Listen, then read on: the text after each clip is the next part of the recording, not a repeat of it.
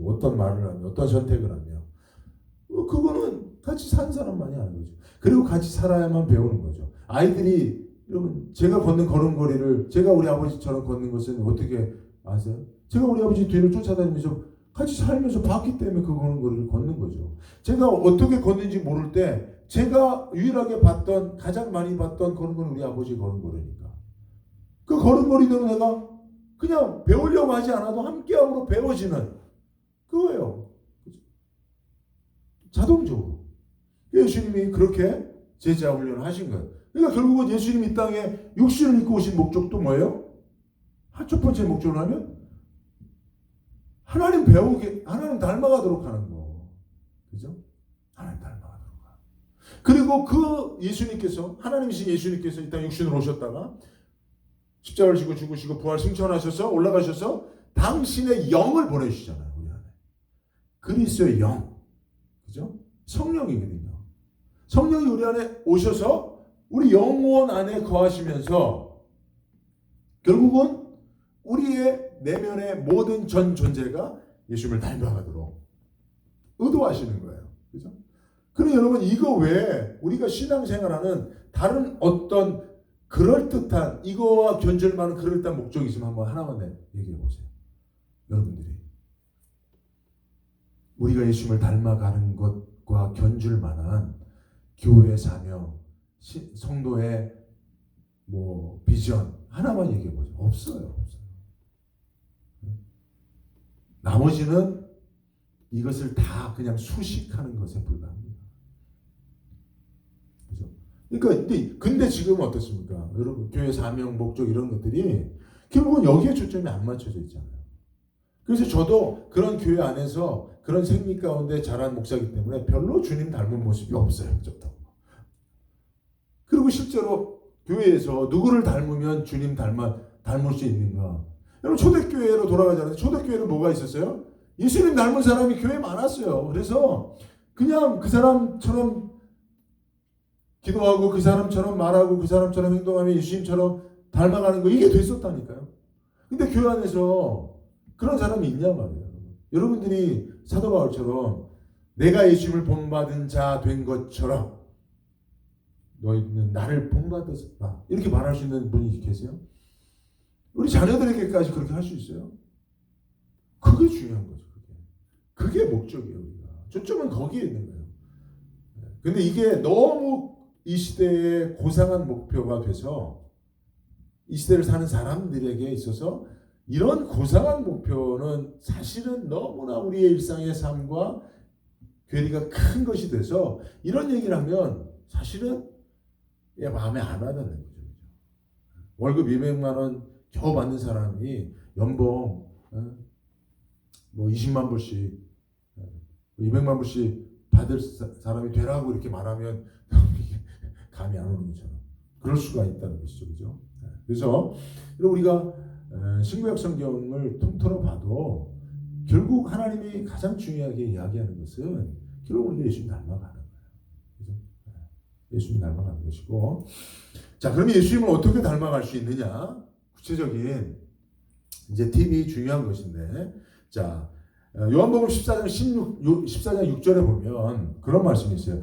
예수께서 이르시되 내가 곧 길이요 진리요 생명이니 나로 말미암지 않고는 아버지께로 올 자가 없다 그랬어요. 그러니까 여기서 아버지께로 온다는 게 그냥 단순히 아버지께로 가면 이렇게 이해할 수도 있지만 하나님 앞에 가는 거죠. 하나님을 닮아가는 것이죠. 하나님처럼 되는 것이죠. 라고 우리가 그 말씀을 이해한다고 한다면 결국은 예수님이 말씀하신 길과 진리와 생명이라고 하는 그죠?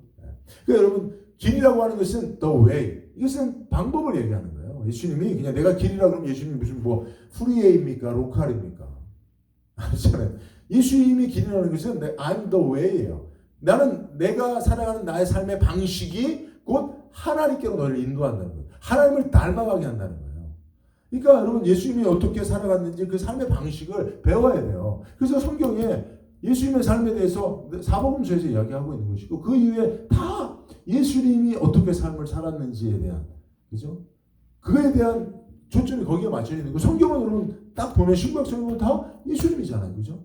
오실 예수님에 대한, 오신 예수님에 대한, 다시 오실 예수님에 대한. 이게 성경이에요. 그러니까 성경은 모든 걸 다 예수님을 말하고 있어요. 그러니까 성경을 통해서 예수님을 알아가는 거예요. 그분이 살아갔던 삶의 방식을 배워가야 되는 거예요. 그분의 생각하는 방법이 무엇이었는지를 배워가야 되는 거예요. 그분이 어떤 존재로 어떤 원수들 앞에 또 자기를 배신하는 사람들 앞에 또 자기를 고통스럽게 하는 사람들 앞에 또 고난의 상황 앞에 십자가 앞에 또 자기에게 도움을 구하는 많은 연약한 사람들, 병자들, 가난한 사람들 앞에 예수님은 어떤 행동을 했는가? 어떤 생각과 어떤 마음을 가지고 어떻게 행동했는가? 이런 것들을 우리가 성경에서 the way, 내 삶의 방식으로 정확하게 배워야죠. 물질 앞에 예수님은 어떤 가치관을 가지셨는가? 사람들과의 인간관계 속에 예수님은 어떤 관계를 가지셨는가? 예수님의 삶의 방법과 또 그 길은 어떤 그 방향성을 가지고 가는 이런 것들을 배워야 됩니다. 그리고 그 삶을 살아가는 사람, 그죠? 그 길을 걸어가는 사람. 그 길은 이제 예수님이 말씀하신 것처럼 넓고 큰 길이 아니라 좁고 협착한 길인 거죠. 그럼에도 불구하고 십자가를 지고 그 길을 어쨌든 고집스럽게 걸어가는 거예요. 이게 중요하죠, 그죠? 예수님이 살았던 삶의 방식을 쫓아가는 거예요. 길과 이제 진리는 뭡니까? 진리는 이제 말씀이죠, 그죠?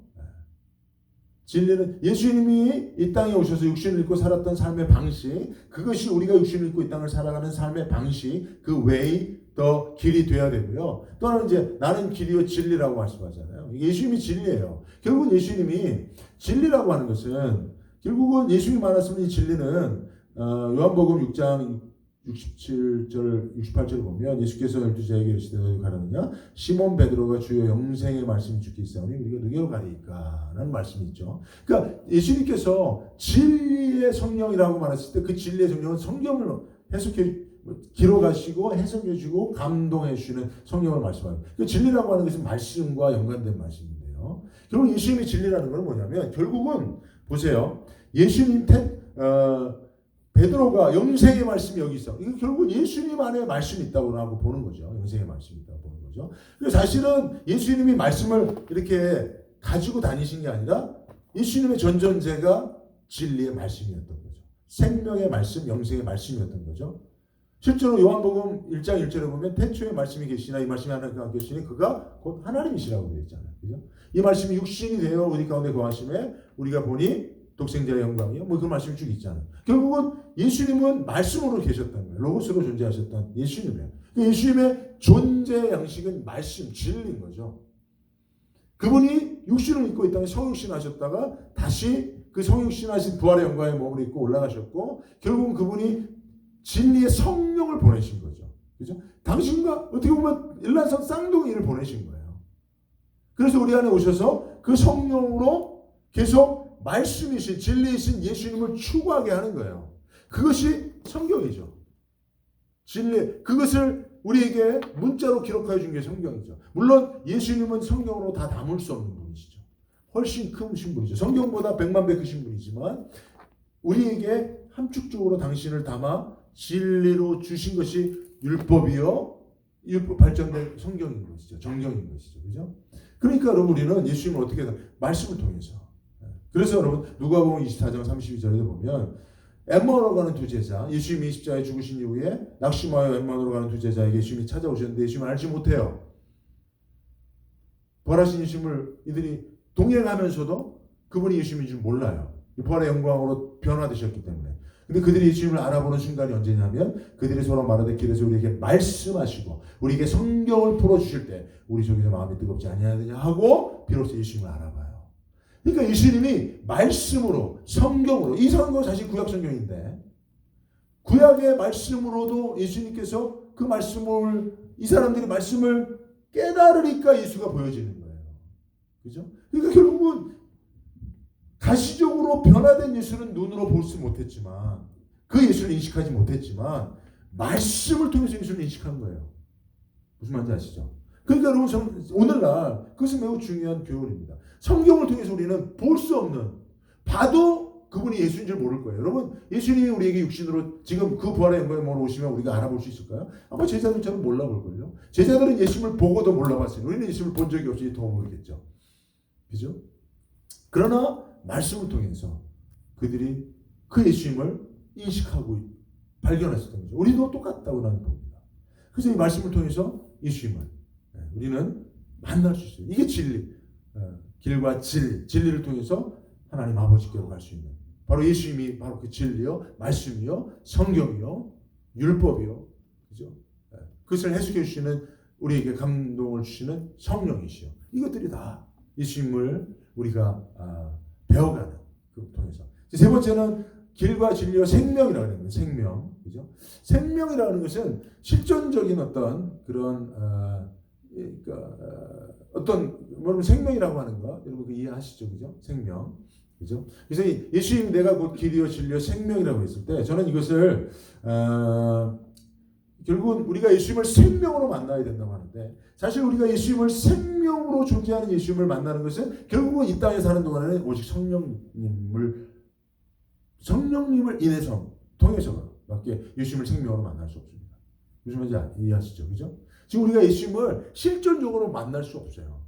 물론 이제 바울 같은 경우는 예수님께서 다메섹 도상에서 그렇게 이제 찾아오셨지만 사실은 우리가 그 성령이 임하신 이후에 보편적으로 교회 성도들에게 찾아오시는 성령님이십니다. 천사가 예를 들면 고넬료를 신방하기도 하고요. 그죠? 베드로가 비몽사몽 중에 환상 중에 천사를 만나기도 하고 하나님의 음성을 듣기도 하지만 그러나 보편적으로 사실은 성령이에요. 그래서 보면 그 고넬료가 기도하는 중에 구시 기도 시간에 그 천사의 음성을 듣습니다. 베드로를 초청하라고. 그리고 그 즈음에 베드로는 기도 중에 제6시 기도 시간에 환상을 보고 하나님 음성을 들어요. 그리고 난 이후에 베드로가 자기가 기도 가운데 본 환상 거기에 들려진 하나님의 음성을 묵상을 합니다. 도대체 무슨 의미인지. 그때 성령이 밝히 말씀하시거든요. 그러니까 우리가 천사의 음성도 듣고 환상도 보고 하나님의 음성도 듣지만 사실은 이 모든 것들을 최종 확정 판결 인도하고 도장을 찍어주시는 분이 성령님이세요. 그러니까 여러분 우리가 이 시대에 예수님을 생명으로 만난다는 것은 예수님의 영이신 성령님으로 충만해지는 겁니다. 그걸 잘 아셔야 돼요. 그래서 여러분 우리가 성령 충만함을 덧입으라고 그렇게 말씀하시는 건데, 그죠? 네. 그래서 여러분 우리가 이제 여기서는 이제 우리가 중요한 것은 이제 성령 충만이 뭐냐 도대체 우리가 이제 그러면 예수님을 우리가 만나는 것은 이 시대는 교회 시대요 성령의 시대잖아요. 사실은 삼위일체 하나님께서 각 시대별로 공의 삼위일체 하나님 역사하시지만 또 시대별로 주도적인 역사를 하시는데 지금은 성령의 시대라고 말합니다. 그죠? 네. 성경의 시대, 교회 시대는 성경의 시대요. 그러므로 성령의 시대인 거죠. 왜냐하면 성경을 기록하신 분이 성령님이시니까. 그러니까 성령께서 성경을 통해서 역사하시는데 특별히 우리가 이제 생명의 역사를 하나 더 한다면 성경에도 보면 성령 충만 받으라. 술 취하지 말라 이런 방당한 것이니 오직 성령의 충만을 받으라. 그래서 이 성령의 그러니까 여러분 성령이 생명으로 우리에게 역사하실 때 우리가 성령의 충만함을 덧입는 그런 신비한 경험들이 계속 있어져야 됩니다. 그러니까 이제 결론적으로 제가 이제 말씀드리고 싶은 건 이거는 조금 이제 그러니까 이제 우리가 임상적인 거라고 볼 수 있는데요. 여러분 성령을 경험하십니까? 매일의 삶 속에서 성령 충만을 경험하세요. 여러분 성령 충만이 뭔지 아세요? 그런 경험이 있어요? 이게 중요합니다. 지금 스테반 집사님도 그 초대교회 그 예수님의 제자들 12사도 외에 초대교회 직분자들을 뽑았는데 7명의 우리가 흔히 일곱 집사라고 하는데 그분들의 조건이 뭐예요? 지혜와 성령이 충만한 자예요. 그러니까 성령 충만이 그냥 모호한 게 아니었어요. 직분자를 뽑는 조건이었다면 그 조건을 분별할 수 있었을까요? 분별할 수 없었을까요? 있었겠죠. 아니 누구를 뽑는 조건인데 그냥 성령 충만 받으라 권면이 아니라 직분자를 많은 사람들 중에서 뽑는 거예요. 근데 그 조건이 두 가지인데 지혜와 성령이 충만한 자예요. 그러면 성령 충만이 초대교회에는 보편적인 상식적인 성도들이 받아들일 만한 인식으로 자리 잡고 있었다는 거예요. 근데 여러분 성령 충만하시냐? 성령 충만이 뭐냐? 성령 충만을 매일 경험하냐? 라고 물어보면 다 다른 얘기를 합니다. 현대교회 성도들. 그리고 저는 교회 안에 성령 충만에 대한 심각한 오해를 가지고 있는 분도 많이 봤어요. 근데 그분은 그거를 성령 충만이라는 확신으로 가지고 있기 때문에 제가 볼 때는 그건 성령이 하시는 말씀이 아닌데 계속 성령 충만에 성령이 주시는 말씀으로 믿고 있는 분들입니다. 그런데 그거를요, 제가 놀라운 것은 권면을 애둘러서 했는데, 우리 교회 성도가 아니니까 애둘러서 했는데 받아들이지 않아요. 자기의 경험이 최우선인 거예요. 여러분 이거 심각합니다. 여러분들 지금 성령 충만에 대해서 한번 써보세요. 여러분들이 성령 충만한 경험을 적어보시고 여러분들이 말하는 성령 충만함이란 이런 것입니다. 여러분이 어떤 이가 성령 충만하다 하여 그를 성령 충만한 직분자로 뽑는다면 그의 어떤 것을 보고 그가 성령 충만한 것을 분별할 수 있습니다라고 말할 수 있습니까? 여러분들이 면접관이 돼서 7집사를 뽑는 거예요. 지원자는 7,000명입니다. 초대교회 성도들은 베드로의 선교에 3,000명씩 구원을 받았으니까 초대교회는 최소 10,000명이 넘는 사람들이야. 그 중에서 7명을 뽑는 거예요. 지원자는 7,000명입니다. 그 가운데서 조건은 두 가지예요. 성령과 지혜가 충만한 사람. 어떻게? 무엇을 가지고 여러분들이 면접을 통해서 확인하시겠습니까? 나도 성령 충만이 뭔지 모르는데. 그렇잖아요. 그죠? 네. 어려운 게 아니라 이거를 어렵죠. 저도 어려우니까. 근데 이게 어려운 상황이 된 게 진짜 어려운 거예요, 지금. 이 성령 충만이 뭐냐? 라고 하는 것이 어려운 이야기가 된 게 오늘날의 교회의 현실인 거죠. 그래서 어려운 상황, 교회가 어려워진 거다. 라고 저는 봅니다.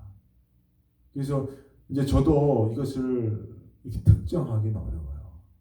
그런데 저도 제 신앙의 경험을 통해서 어떻게 하는지 근데 성령 충만할 때 결국은 우리가 이제 우리가 여러분 성령 충만이 뭔지를 알려면 성령 충만한 성도들이 했던 행위들을 통해서 거꾸로 가는 수밖에 없어요. 그죠? 초대교회 때 오순절 마가의 다락방에 120문도에게 성령이 충만이면서 성령 충만을 받은 성도들이 어떻게 했는지, 지혜와 성령이 충만한 시대와 집사님이 성령에 충만했을 때 어떻게 행동하셨는지, 그런 거예요. 그리고 그 고넬료 가정에 베드로가 신방을 가서 하나님의 말씀을 전했을 때 성령이 임하셔서 거기에 있었던 성도들이 성령 충만해지고 그 사람들이 어떠한 이후에 결과를 열매들을 만드는 이런 것들을 여러분들이 계속 봐야 돼요. 보면서 이게 성령 충만이야 라고 하는 것이 여러분들이 성경을 통해서 감을 잡아야 되고 여러분들이 신앙생활을 하면서 성령 충만 받기를 위해서. 근데 이제 그런 것 중에 하나가 여러분 우리가 팁으로 삼을 수 있는 게 에베소서에 보면 술 취하지 말라 이런 방탕한 것이 오직 성령 충만을 받으라 시와 노래로 찬미하며 이런 말씀이 또 연결된다. 그래서 그걸 전후문맥을 또 물어보면 우리가 하나님 앞에 찬양하며 그 위안에 또 감사할 말씀, 감사할 때 성령 충만을 받아주겠구나. 이런 것들을 우리가 성경을 통해서 계속 찾아보고 그런 것들을 시도해봐야 돼요. 그래서 기도할 때 성령 충만이 임하잖아요. 그죠? 성경에 보면 그러면 기도할 때 임한 성령 충만이 뭐냐? 이런 것들을 여러분들이 경험해야 됩니다. 그리고 기도 가운데 성령 충만을 여러분들이 경험하기 위해서 노력해야 돼요. 그래서 저도 새벽마다 제가 경험하고 있는 성령 충만이라고 하는 것에 대한 그러한 경험들에까지, 그러니까 저는 그것을 깊은 기도라고 봐요. 내가 기도하다가 성령 충만해져서 성령이 주도해서 기도하게 하시는 수준까지 기도가 깊이 들어가야 되는데 그럴 때 나타나는 여러 가지 저희 안에 이런 영적인 현상들이나 깨달음들이 있죠. 그럴 때는 막 말씀이 하나만 얘기하면 말씀이 쏟아져요. 성령께서 제게 말씀을 계속 해석해 주시는 역사들이 나타납니다. 제 대부분의 설교, 영적인 성경에 대한 통찰력, 묵상 그런 것들은 다 거기서 나오는 거예요. 사실은 제가 뭐 이렇게 막 공부해서 나오는 것보다는 말씀을 가지고 기도할 때 성령께서 통찰력을 주시고 깨닫게 하시고 말씀을 쏟아부으시는 그런 것들이 저는 이제 그 매우 중요한 설교자로서의 성령 충만의 경험들이에요. 그런 것들이 메말라지지 않도록 저는 되게 노력을 많이 합니다. 제가 기도하는 사실은 많은 목적이 거기에 있어요. 사실 성도님들 이름 하나하나 불러가면서 중보하는 건 우리 김치현 장로님 너무 잘하시니까 저는 조금 애들러서 이렇게 기도하고 저는 사실은 설교자니까 제가 다른 기도 많이 하다가 성령께서 설교자에게 주시는 말씀에 대한 깨달음에 대한 성령 충만의 역사를 놓치면 저는 그냥 성경 읽어놓고 제 얘기할 수밖에 없어요. 그래서 어떻게 하든지 저는 기도할 때에도 어쨌든지 말씀을 붙잡고 기도하는 시간을 많이 하려고 노력을 합니다. 근데 여러분들이요, 여러분들에게 주어진 직분과 사명, 또 여러분들이 나름대로 독특한 어떤 캐릭터와 삶의 환경 속에서 성령이 역사하시는 게 다 다른데 여러분들이 그거를 배워야 됩니다. 경험을 가지고 있어야 돼요. 그리고 여러분들이 그것을 성령 충만으로 가지고 있어야 교회 안에 다양한 성령 충만의 역사들이 더해져서 한 사람의 성령 충만은 부족할지라도 온전하지 않을지라도 교회가 주님의 몸된 지체로 한 몸을 이룰 때 그 교회에 보여지는 성령 충만은 온전한 것이라는 거예요. 그래서 교린도서에도 보면 성령 충만한 성도들의 모임 가운데 성령이 임하셔서 그 충만이 드러날 때 질서 있게 하도록 하는 것이 뭐냐면 교회가 그것을 성령 충만을 한 사람의 성령 충만으로 독단적으로 독선적으로 하는 게 아니라 그것을 어떻게든지 융합시키려고 하는 시도죠. 무슨 말인지 아시죠? 그죠? 그러니까 여러분 각 사람의 성령 충만이 지금 교회 안에서 현대교회 안에서는 다 각자 이루어지고 있어요. 그러다 보니까 그게 융합이 되어져서 교회라고 하는 이름으로 하나님 주시는 성령 충만한 위대한 역사가 여러분 그게 사실은 초대교회에 등장하는 교회들의 사명이 만들어지는 과정이 그렇게 된 거 아니에요. 안디옥 교회도 성령 충만한 여러 사람의 성령 충만한 사역자들이 함께 하나님의 말씀을 듣고 그것을 융합해서 그래서 교회 사명으로 받아낸 거잖아요. 그죠? 그러니까 여러분들이 저만 너무 쳐다보지 마시고 교회 리더십들은 그 정도의 어느 정도의 의무가 있습니다. 안 그러면 어떻게 되는지 아세요? 한 사람이 하나님 그 사람이 받은 개인의 성령 충만으로 교회의 모든 사명이나 비전이나 그런 방향성을 가지고 나가면 나머지 사람들은 그 동일한 성령으로 융합된 가운데 연합과 온전히 하나됨을 이루지 못한 사람들은 어떻게 됩니까? 딴지 걸죠. 동의 못하는 거죠. 예를 들면 그거를 판단하는 나머지 사람들은 어떻게 합니까? 자기 경험을 가지고 판단하겠죠. 자기 생각을 가지고 판단하겠죠. 그죠? 예를 들면 바울과 바나바를 교회의 담임 목사를 원로 목사와 예를 들면 후임 목사를 선교사로 파송해버린다고 하는 그 성령의 교회에 주신 사명 그것에 성령으로 충만하여 동의한 리더십들이 없었다면 어떻게 되겠습니까? 아유 그러지 마시고 선교사 모집 공고 내시죠. 우리가 후원 두둑히 하고요. 교회 성장시켜서 안디옥 교회 성장시켜서 선교사 파송 후원 공고하면 100명도 더 올 텐데요. 선교비 후원 충분하게 해주고 선교 지원해주고 보장해주면 그리고 광고 내면 얼마나 많이 올 텐데요. 그 중에서 한 명 보내죠. 이런 얘기 안 나오겠어요. 안디옥 교회에서. 그런 얘기 나오죠 당연히. 근데 성령께서 바나바와 바울을 파송하러 가시는 거거든요. 그러면 이게 그냥 같은 성령에 사실은 보면요. 바나바와 바울이 자기가 가겠다고 해서 간 게 아니고요. 성경을 보면 바나바와 바울 아닌 안디옥 교회 리더십들이 바나바를 보내는 형식이에요. 무엇을 의미하는 겁니까? 그게 안디옥 교회 안에 성령 충만한 성도들이 스데반 정도의 급의 성도들이 여러 명 있었고 그들이 같은 성령으로 충만함을 받아서 그들이 각자 성령 충만한 게 다 따로따로 독자 각기 전도한 게 아니라 각자의 성령이 융합되는 역사들이 있었다는 거죠. 그것이 하나 됐을 때 그게 교회 비전으로 주어졌다는 거예요. 이런 식으로 교회 비전이 만들어져야 됩니다. 이게 안 되면 그냥 교회 한 사람이 그걸 주장해 나가면요. 그러면 어떻게 됩니까? 나머지는 순종이냐 안 순종이냐 이 둘 중에 하나예요. 따르냐 안 따르냐의 부처 이거거든요. 그러니까 사실은 하나님의 말씀에 순종해라라고 하는 이야기들이 많이 나와야 되는데 결국은 여러분 교회에서 순종하면 목사 얘기 들을 거야 안 들을 거야 이 얘기잖아. 가장 순종에 대한 이야기 가장 많이 나오는 게 뭐예요? 케이스가. 목사 얘기 들을 거야 안 들을 거야 이거잖아요. 솔직히. 근데 여러분 그게 순종이 아니라 모든 성도들이 같은 성령으로 함께 성령 충만을 받아서 그죠? 그래서 성령이 주시는 그 말씀에 각자 동의하여 이것이 모아져서 교회 비전으로 나왔을 때 거기에 순종이냐 순종하지 않느냐의 문제가 거기에 있는 거거든요. 그죠? 물론 개인적으로 성도들은 하나님의 말씀, 나에게 주시는 성령의 음성에 순종하느냐 순종하지 않느냐의 문제에 늘 우리가 이제 있는 것이지만 어쨌든 자 이것도 제가 좀 이렇게 좀 확대해서 이제 교회에 적용해서 한번 얘기를 해봤는데 어쨌든 자 세 번째 길과 진리와 생명에 있어서 이 생명이라고 하는 것은 생명으로 우리 가운데 존재하시고 역사하시는 성령님 그 성령님을 통해서 예수님을 닮아가는 것이죠. 그죠? 그리고 하나님의 형상을 이루어가는 거고 그것으로 하나님 앞에 인도함을 받는 것이다. 그래서 우리가 날마다 성령 충만함을 위해서 기도하고 사실은 이것은 다분히 말씀과 기도라고 하는 도구를 통해서만 성령 충만을 경험하는 그런 방법을 우리가 나눌 수 있다고 볼 수 있습니다. 자, 여기까지 말씀드리고 이제 광고가 아니라